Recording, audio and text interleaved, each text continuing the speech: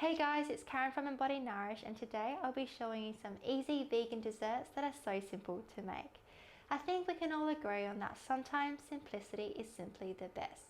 There are days when I don't feel like being too fancy in the kitchen, or I just don't feel like whipping up something too extra. So I always resort back to my simple recipes that I know work and taste really good. So the simplicity might come from how easy the recipe is, or it might just be a classic childhood favorite that we all loved as a kid and we still do now. You're gonna love how easy and simple these desserts are, so make sure to check out our blog at embodynourish.com to find out the full recipes. Okay, I know your sweet tooth is aching for us to get started, so let's get on with it. There's something about an apple crisp that makes me feel so homebody, cozy, and reminds me of my childhood. This is our vegan twist on it. We also decided to add delicious Bosc pears that add a whole new level of flavour. If you just want an apple crisp, then feel free to just use apples. Otherwise, peel the skin off 4 Bosc pears, cut it into quarters removing the core, and then thinly slice it. Transfer the pears into a large mixing bowl and then do the same with 4 Granny Smith apples. So peeling the skin off, coring them and cutting them into quarters, and then thinly slicing them. And then add them to the mixing bowl with the pears. Aside from the apples, I think that ginger plays such an important role in giving that warm, spicy, comforting aroma that we all love. So I always make sure to use freshly grated ginger. To make the apple and pear filling, add in 2/3 cup of coconut sugar. You can use any other type of granulated sugar too. Pour over 2 tablespoons of lemon juice, 3 tablespoons of arrowroot starch. I like to bring out the flavours of the apple and pears by adding in 1/8 cup of apple and pear juice each. Then add in 1 teaspoon of the freshly grated ginger, 1 pinch of nutmeg and 1 pinch of cardamom. And then using a wooden spoon or a spatula, toss the mixture really well to combine everything, and make sure to coat the pear and apple slices really evenly with all the spices. Now in another mixing bowl, we're going to make the crisp topping. So this is my favourite part.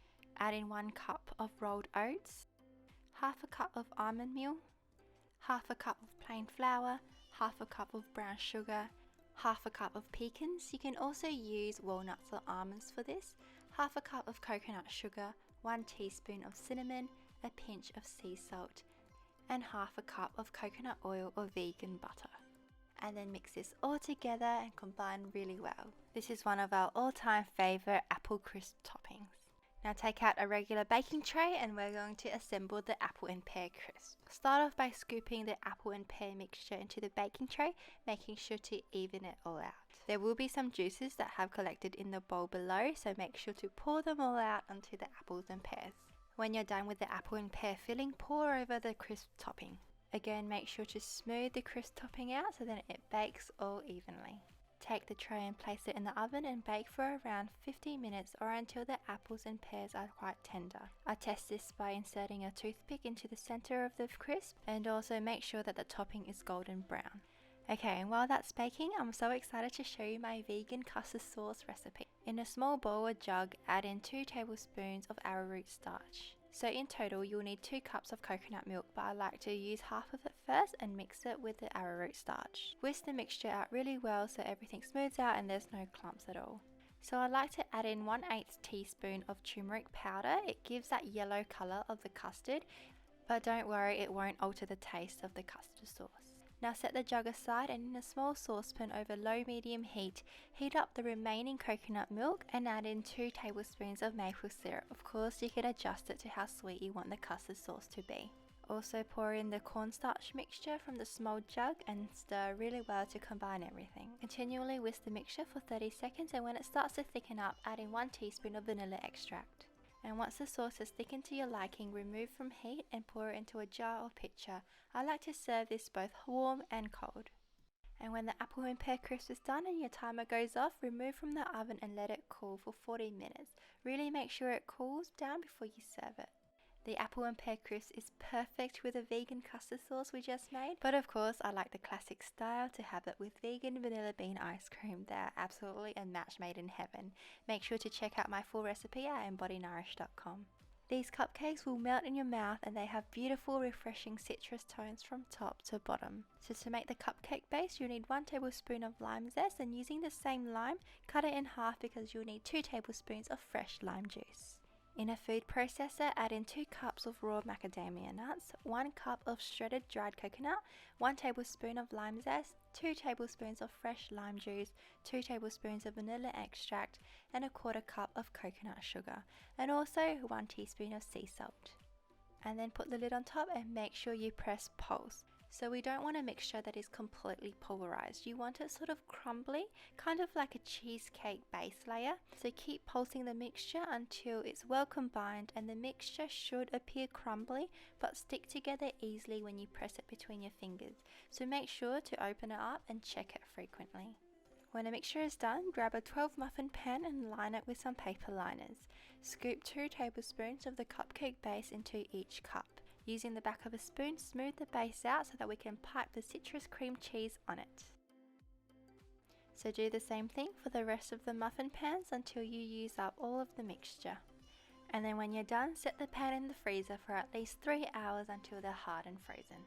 Okay, now let's move on to the citrus cream cheese frosting. We'll need 1/2 cup of raw cashews that's been soaked overnight and drained. Don't worry if you forgot to do it overnight, just boil some water, pour it over the cashews and leave it for 45 minutes. So we're going to need the zest of 1 whole orange. And using the same orange, cut it in half and juice it. We'll need 3 tablespoons of fresh orange juice. And when the cashews are ready, pour the cashews into the food processor and combine it with 1/2 of the cup of orange zest. Add in the 3 tablespoons of orange juice and 1 tablespoon of the coconut sugar. Blend for around 4 to 5 minutes until everything is really smooth and creamy. Make sure the macadamia nuts has completely pulverized and that there are no crumbly bits. You might also need to open it up a few times and scrape down the top to make sure everything is combined.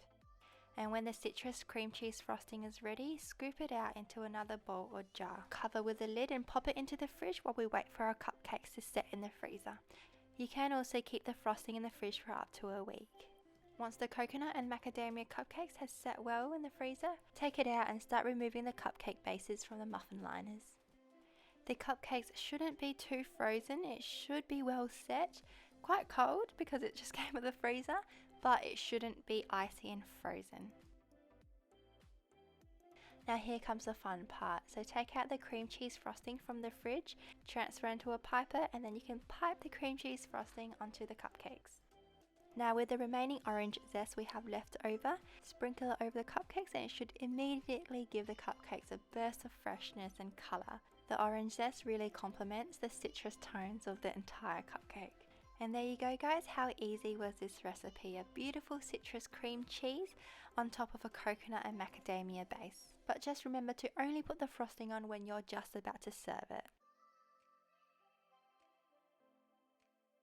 These raw matcha no cookies are so easy to make and such a great pick-me-up alternative to coffee. Plus I would say it's better tasting than coffee. So you'll need 3 tablespoons of coconut flour, 2 tablespoons of almond meal, 2 tablespoons of coconut butter or any other vegan butter, 1.5 tablespoons of coconut sugar. You can substitute this with any other types of granulated sugars as well.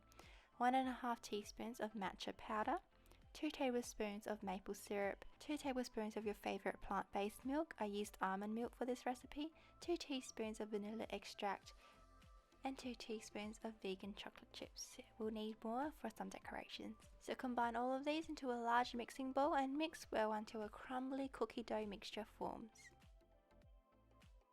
Now using your hands, mold the dough into a round cookie shape or any shape that you like. I like to make my cookies not too round and also a bit on the imperfect side. I just kind of like that look much better. So this batch of cookie dough should make 7 small cookies or 2 to 3 large cookies.